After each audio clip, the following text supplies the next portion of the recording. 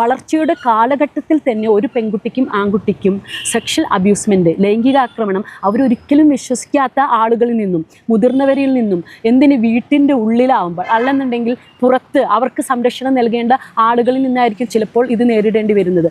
അപ്പോൾ അവർക്ക് നൽകുന്നൊരു മാനസികമായിട്ടുള്ളൊരു ആഘാതമുണ്ട്. അതുമല്ലെന്നില്ല അവർക്കുണ്ടാകുന്ന ഒരു മെൻ്റൽ ട്രോമ ഉണ്ടല്ലോ, അതിൻ്റെ പ്രാധാന്യത്തെക്കുറിച്ചും കുട്ടികൾക്ക് ഏത് രീതിയിലുണ്ടാകുന്ന ഡ്രോമകൾ, സെക്ഷലായിട്ടുള്ളതോ അല്ലാത്തതോ ഉണ്ടായിട്ടുള്ള മാനസികമായിട്ടുള്ള മെൻ്റൽ ഡ്രോമകൾ കുട്ടികളുടെ വളർച്ചയെ എന്തുമാത്രം ബാധിക്കുന്നു, അവരുടെ ബുദ്ധിവികാസത്തെ എന്തുമാത്രം പ്രശ്നങ്ങൾ ഉണ്ടാക്കുന്നു എന്നതിനെ കുറിച്ചിട്ട് ഇന്ന് നമ്മൾ മുന്നത്തേക്കാൾ കൂടുതൽ ബോധവാനും ബോധവതികളുമാണ്.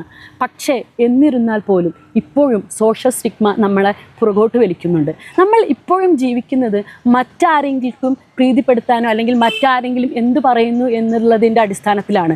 കേരളത്തിലുള്ളവർ, ഇന്ത്യയിലുള്ളവർ ഇന്നും അതിൽ നിന്നും ഒട്ടും സ്വതന്ത്രരായിട്ടില്ല. ഇന്നും അവർ രണ്ടാമത്തെ, മൂന്നാമത്തെ ഒരു കണ്ണിനെ പേടിച്ച് ജീവിക്കുന്നവരാണ്.